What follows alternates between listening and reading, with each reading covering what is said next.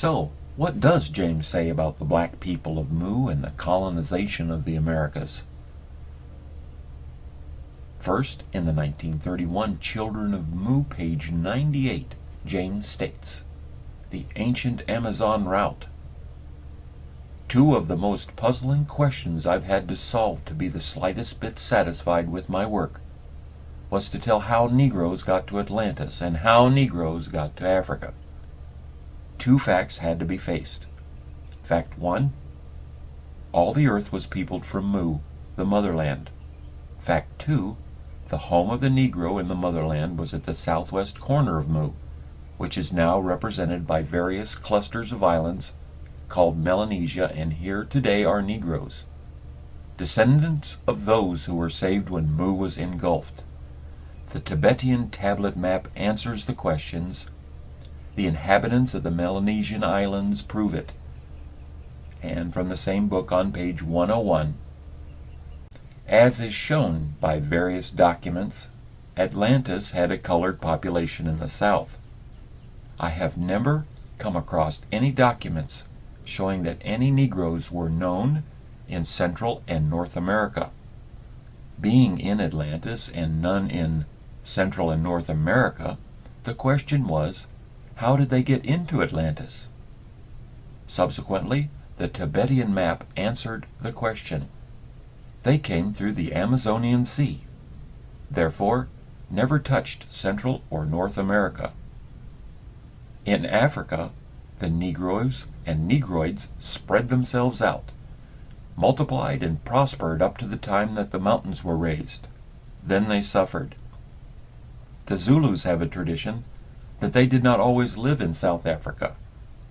They only came to South Africa from their home in the north, when nearly all the people were destroyed by the raising of the mountains.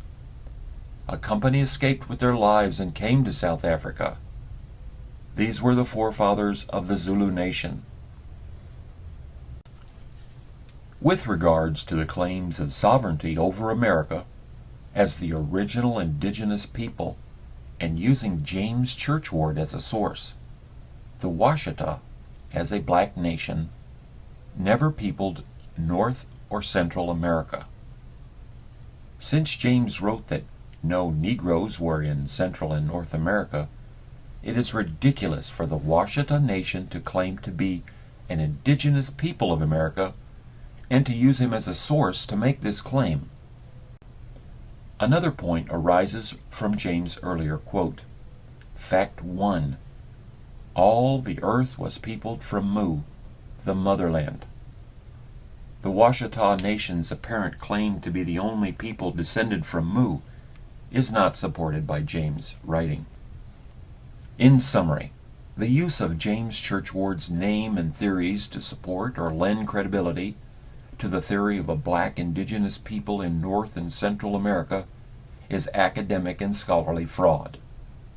The evidence is clear and contained in James Churchward's writings. To state otherwise and further divide people tramples on James' belief that all Earth's people are from Mu and are entitled to the same birthright. If there is other supporting evidence for these theories, I would caution persons to demand secondary sources and the scholarly detail necessary to unwrite a fully researched and sourced history that currently exists. If someone manufactures such a major portion of their theory, what else could be lies? For those who may view this presentation as an attack on your birthright, or faith, or history, the onus is on you to provide sources for your claims. When someone comes along and sells you a bill of goods and the inventory doesn't match, why go after the guy counting the inventory? Shouldn't the buyer talk with the seller? I look forward to a civil discussion concerning this topic if one is necessary. Thanks for listening, and have a great day.